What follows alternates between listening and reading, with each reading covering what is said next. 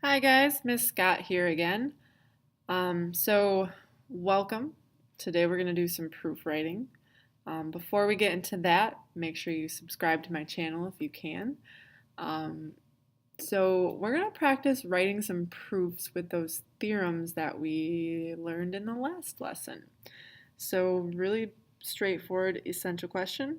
How do you write a proof to show that two triangles are congruent? So let's look at example 1. You really only get good at this stuff by practicing. So we're going to start with a pretty easy one, do a kind of challenging one, finish off with an easy one. So we got 3 proofs to do today. The first one tells us that KL is congruent to NL. So that's where we got this 1 tick mark here and this 1 tick mark here. And then MK is congruent to MN. This double tick mark and this double tick mark. So let's start there. We can just write our given segment KL is congruent to segment NL, and that was just what they told us, so that's given. They also gave us that segment MK is congruent to segment MN, another given. And there's a hidden piece of info here. Remember when two triangles share a side? That side is congruent to itself. So we know that segment LM is congruent to segment LM. If you remember, that's that reflexive property. All right, well now look, you've got all 3 sides in the 2 triangles are congruent. So we can get to what we're trying to prove.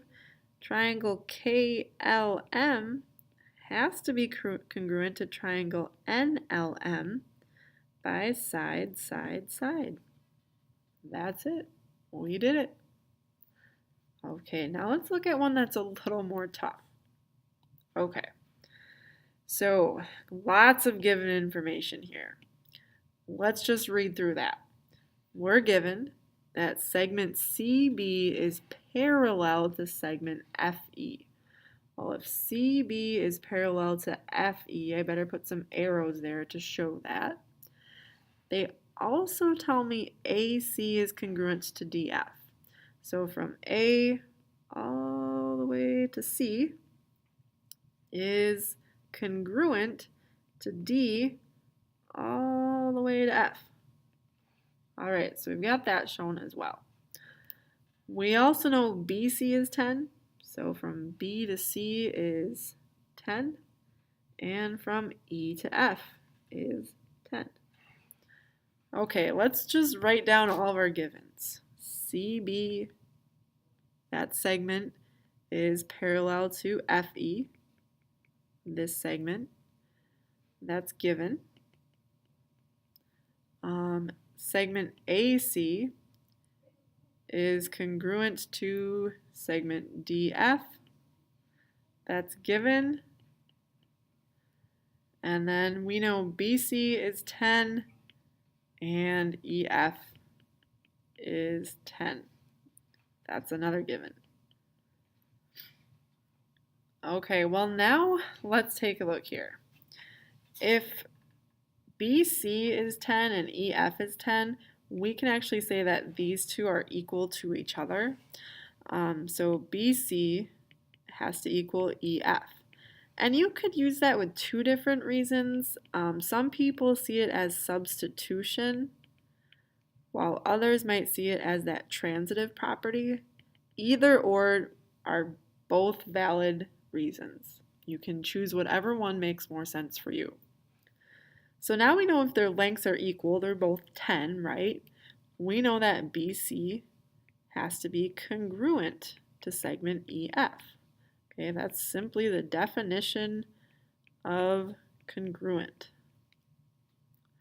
All right, we're just about there, guys. We're going to use the fact that these 2 lines here are parallel. So remember they told us that this line here is parallel to this line here. And if we think of this bottom line here as our transversal, Well, and those lines are both parallel. This angle and this angle have to be equal. Well, those are just angles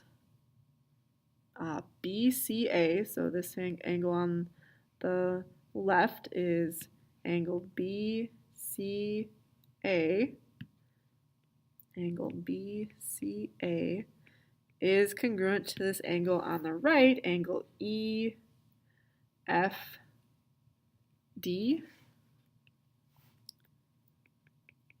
And if you remember from the last chapter, those angles, this angle here and this angle here, we call those corresponding angles. And we know that corresponding angles are congruent. All right, so if those two lines are parallel, the corresponding angles have to be congruent.